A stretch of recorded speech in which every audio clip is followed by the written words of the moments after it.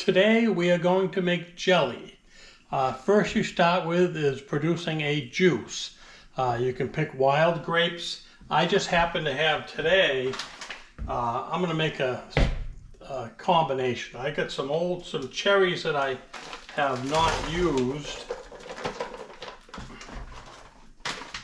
Some more cherries. So what you do, you put them on your stove and you just cook them down and create a juice.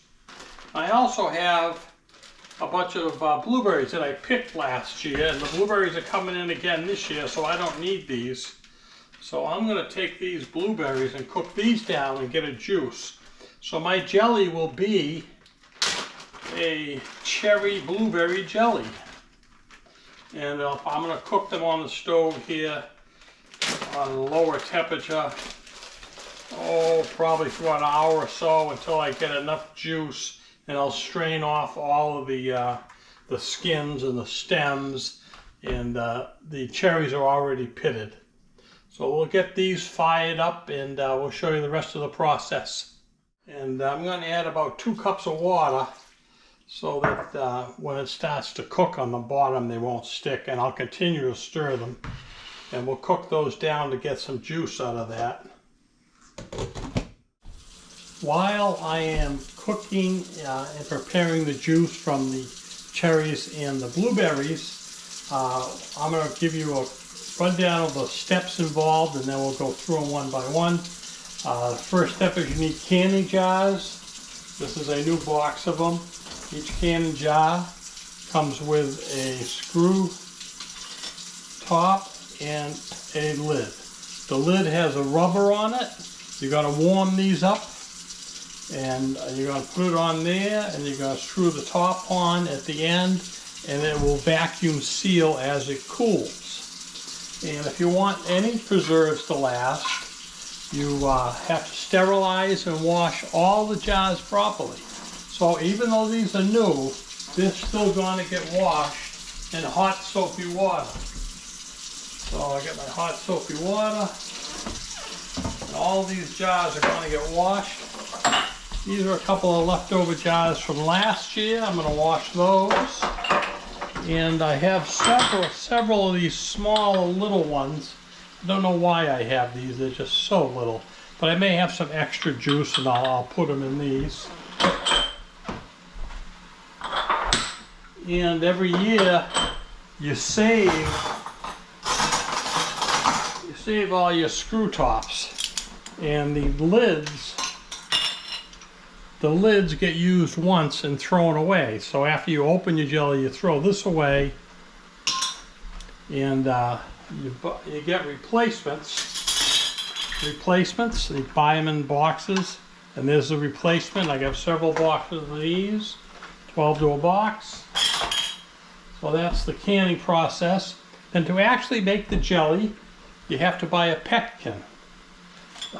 Shore-Gel is what I've been using for 40 years. It's what my mother always used. It works, never fail. Here's another by Ball, just as good, whatever you can get. And I like this one here because it comes with an actual recipe that you follow, and that's all I'm going to do. I'm not a genius, but I can follow this recipe. One for jam, one for jelly, and I'll show you how to follow it, and that's what we're going to do there. Then you also have some cheesecloth. Cheesecloth is what you strain your juice through to get all the skins and pits and stems or anything else, impurities, out of your juice. You could use a strainer, have all these holes. And I think I might just use a strainer because I picked those clean. Normally you could use both. So we'll see what I end up with when I look at the juice after it's fully cooked. And just to give you an idea of how easy it is to can, this is some pepper relish that I made and canned. I grew some pumpkins one year, and this is the pumpkin from 14. And I don't know why I've had it so long, but I'm going to throw that away. It's starting to look a little brown, and this is 2023, so that's 9 years old. Somehow it gets stuck in the bottom of the jars. This is Tomatoes, 21. I grow my own tomatoes. I puree them, and this is tomato juice, and I use it for spaghetti sauces and all my sauces. And 21 is fine. I've had this is probably the last year. I got some in there from last year at 22. So this should be one of my last jars of 21. I'll move into the 22s. So they can last a long time. The instructions say a couple of years. You know, follow your instructions, but I've been doing this for 30 years and I know how long these things last. And you do it properly, you sterilize everything, and then it will last for you. So I'm going to finish washing all these jars, and actually I'll show you how to wash these jars. Take all the tops off.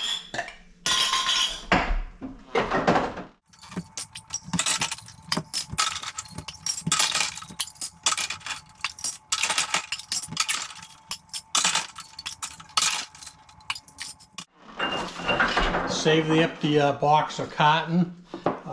Helps, it's good for storage. You can put it back in there and store them on a shelf.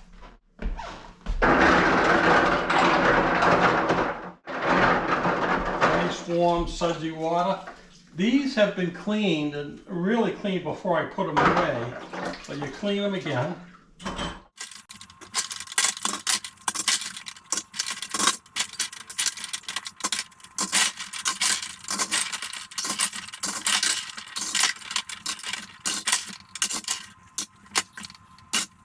Okay, those are all been washed. I'm going to rinse them and let them, and then sterilize. When you're sterilizing your jars, do not put them down on the bottom of the pan directly on the stove. Use a spacer. This happens to be a pressure cooker. It comes with a spacer, and that'll keep the jars from cracking under the intense heat.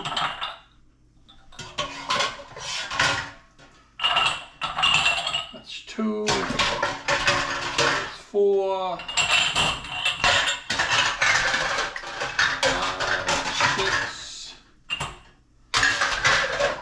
7, 8. So I'll throw some more water in there to cover that last jar, and that's all sterilized. And we'll take them out. And how's our juice doing? Let's take a look at how the juice is doing.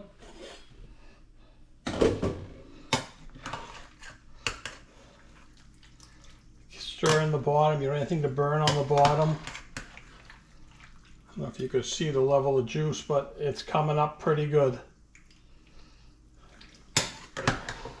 I'm cooking them slowly. I really haven't brought them to a boil yet because I want to give myself time to sterilize these jars and have everything come together at once. So we have our juice is almost done, and our jelly jars have been simmering for 10 minutes. So I'm going to shut the jelly jars off. I'm going to take them out, set them on the side, and then prepare the juice. Blueberries and cherries.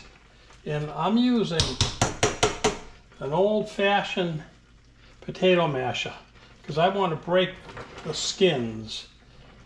And I want all the berry to come out and get in the juice.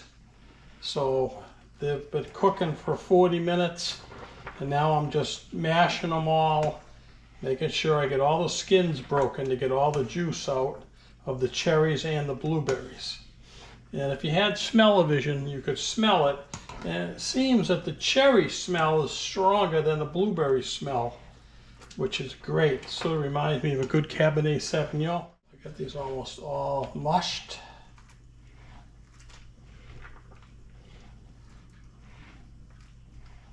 Okay, one other step here is you got your boiling water. So what I'm going to do is I'm going to take my jars out, and then I'm going to put my jelly jar funnel, because it fits the jelly jars just right. I'm going to sterilize that, and these are the proper tongs to pick the jelly jars up because they're so hot you don't want to burn your hands, and it's nice and rubber and it won't slip. So you can pick these up at almost any kitchen store. The nice thing about making your own jelly is that you can taste the fruit so much richer because you're not going to water it down. You got to keep it full strength. And when you taste this jelly, you're going to know what you're eating. You're not going to have to imagine it because it says, you see the picture. They're all pretty much broken down now. So I'm going to let this cool just a little bit so I can handle it.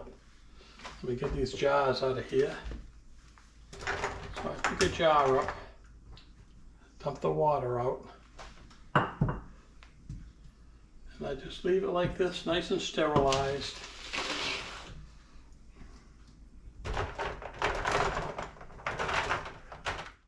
Careful pouring the water out.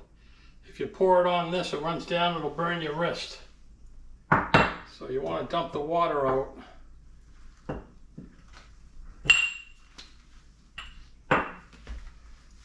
You want to dump the water out through this hole here. I'll show you. Pick your jar up and dump your water out without hitting this thing, because it'll run down and burn your wrist. Ooh, it's hot. Okay, so leave this water here. You're going to need it to give them the hot water bath at the end to seal it, so when they cool, they vacuum seal. So you need that water. Forgot to put this back in here to sterilize that. These have already been sterilized.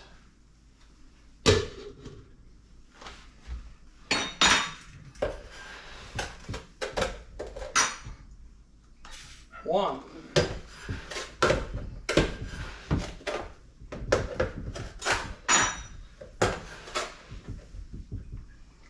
Two.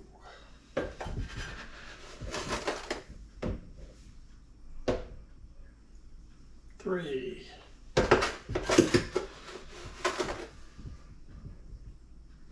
Four.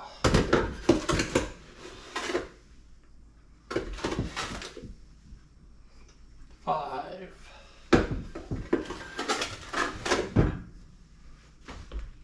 Six.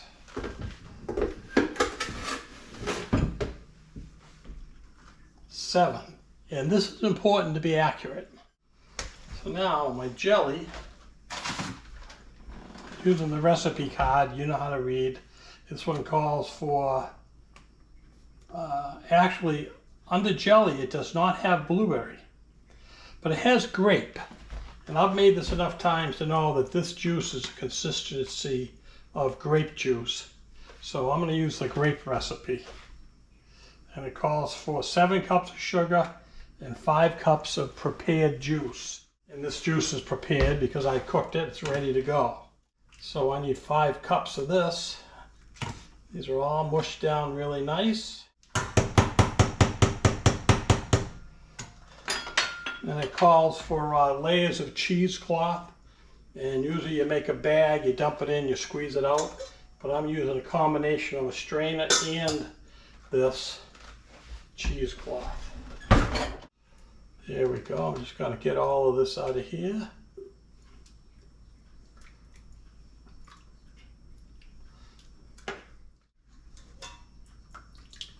Dripping pretty slow. But you're filtering out all the particles, so it takes a little bit of time. So let's see if I got my 5 cups.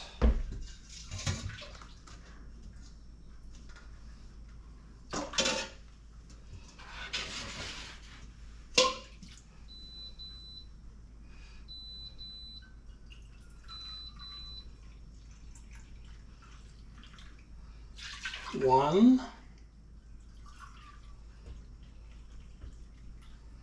2, 3, 4. So I gotta need 1 more cup of juice. The instructions will tell you it's okay to add up to a cup of water if you're short on the juice. But as you can see, I got lots of juice here to deal with. I just have to squish a little more out. So you can pick up your cheesecloth.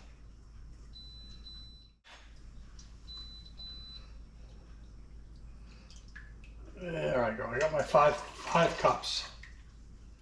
All right, so now we go back to the instructions. And under the jam instructions, it tells you how to cook it. The jelly instructions, just amend it. Go back to your jam instructions. And it says you bring this to a boil. My funnel is sterilized. We are canning and making homemade jelly. I'm on my second batch.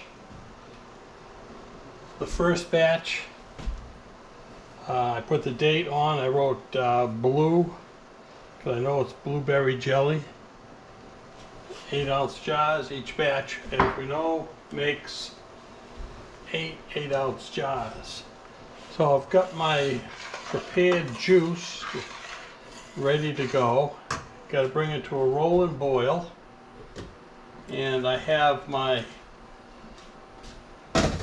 jars and my funnel sterilized. And then these are the lids that go on top of the jars. And they go under the band. These are the bands. And there's the lid. You could actually store it like that because it's a vacuum seal right there.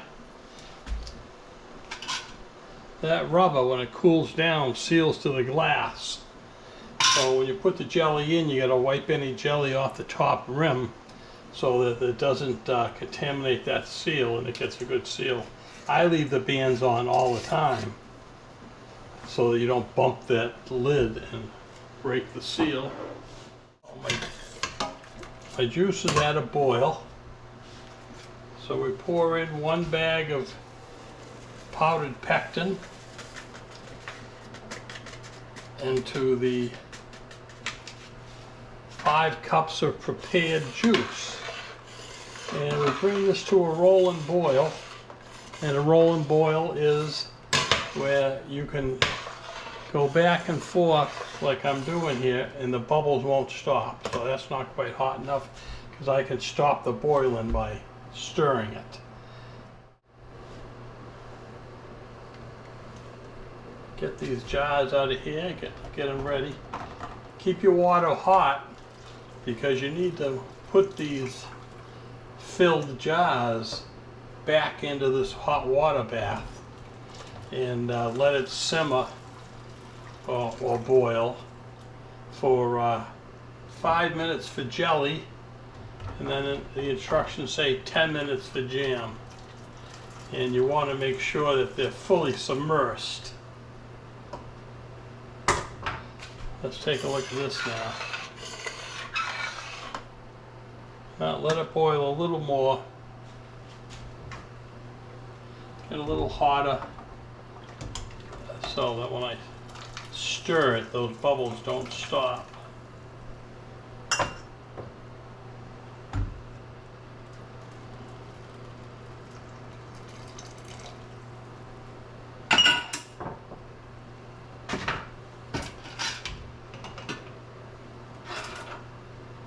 Also, you want to soak your lids in hot water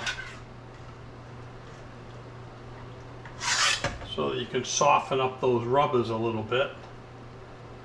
And let those soak. Keep that hot. So it calls for 7 cups of sugar when this is at a rolling boil. There it is. That's a rolling boil. I don't know if you can really see that. Those bubbles don't stop now that I stir it. So now we put in our 7 cups of sugar.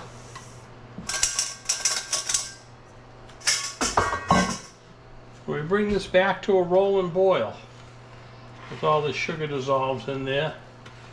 And don't change the recipe on your own. You go with 5 cups of juice and 7 cups of sugar and it comes out perfect every time. And what you need to do is once this comes back to a rolling boil, I got a timer here set for 1 minute. And so you let it run at a full rolling boil for exactly a minute. If you go any longer, I don't know if you ever made candy before with a candy thermometer, but the more you cook it, the harder it is. So we don't want hard candy in our jars, we want soft jelly. So we cook for exactly a minute. And I've got this up on high, trying to bring it back to a boil. And I'm constantly stirring the bottom. I don't want any sugar burning down there. And you put in about a teaspoon of butter, and that reduces the foaming.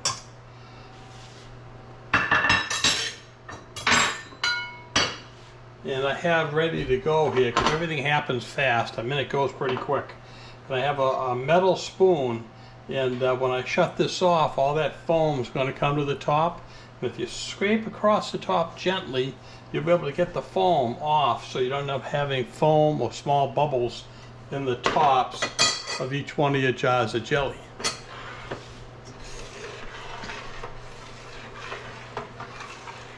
All that sugar is dissolved, and just waiting for it to come to a boil.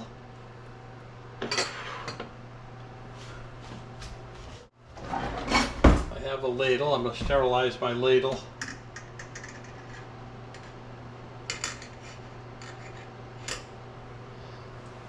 And then I can ladle from my jelly cooking pot into my glasses. Get everything close together so I don't have to make too much of a mess here.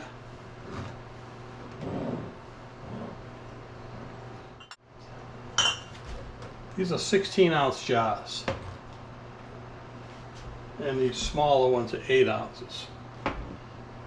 So the other day I made a whole bunch of 8 ounce. These are nice gift sizes. Give those away. And you got a nice big one like this if you got a larger family, or I mean, you can just, I'll probably eat these myself. See how it's boiling, and if I stir it, that's still boiling. So that's 1 minute. So we set our timer.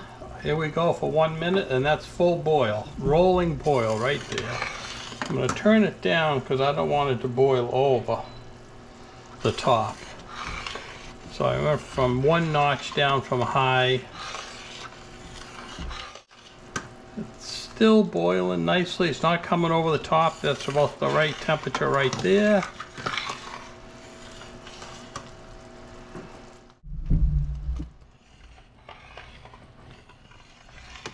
Starting to rise up. I'll go down 1 more notch. And that's been 1 minute, so shut it off.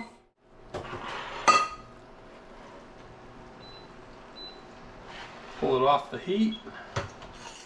Now we're going to take the, skim this off the top.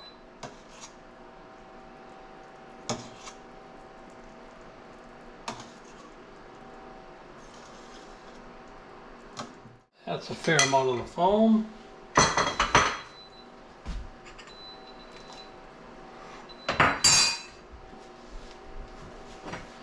Pulled that ladle out a little bit sooner. It's pretty hot. Here we go. Let's fill these up now.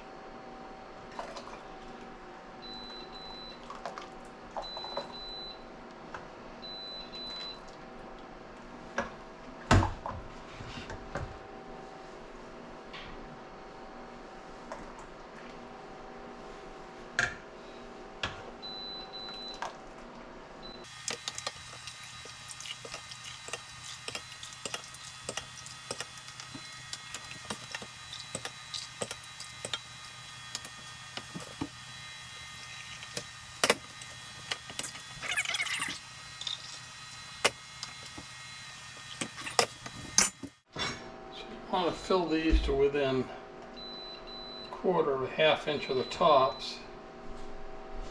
There you go.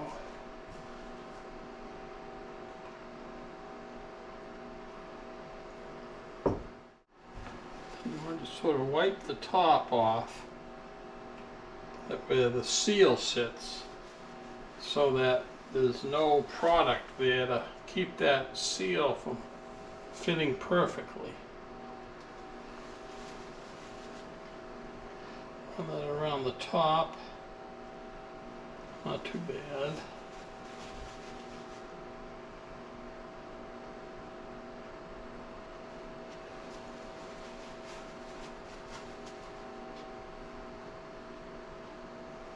That's clean. Felt a little sticky there as I went around, put some water on it. Very good. Alright, so those tops are all ready.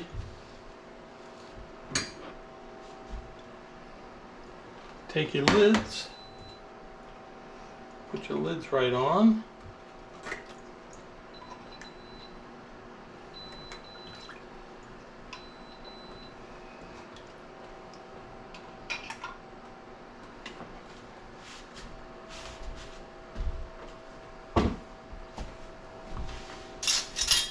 You take a band and you put a band on each one. Helps keep the lids centered. Puts downward pressure on them. We'll tighten these bands up once I get them all started.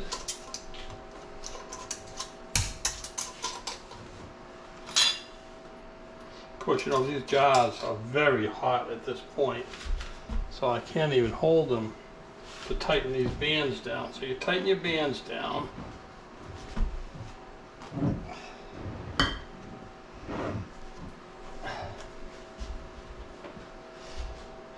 Now you put them back in your boiling hot water bath for at least 5 minutes, and you want to fully submerge them.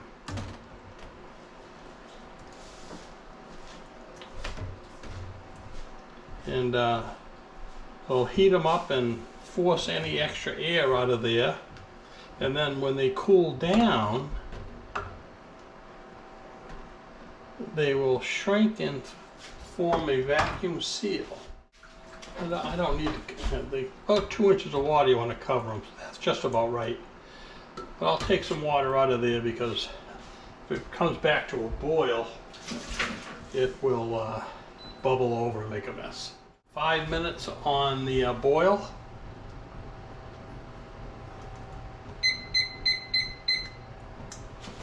Five minutes on the boil, and that'll be done.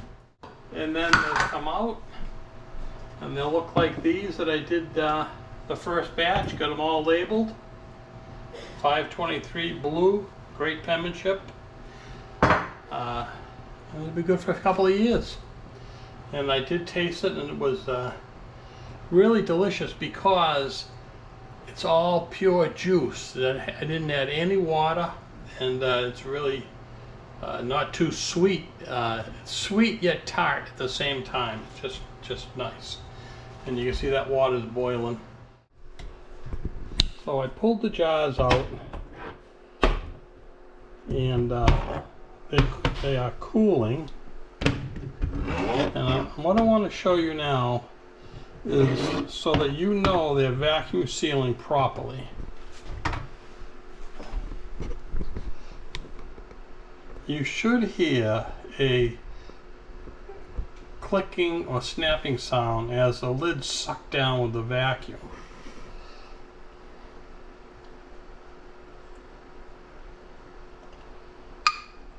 Did you hear that? That one's down. Watch this. That one's...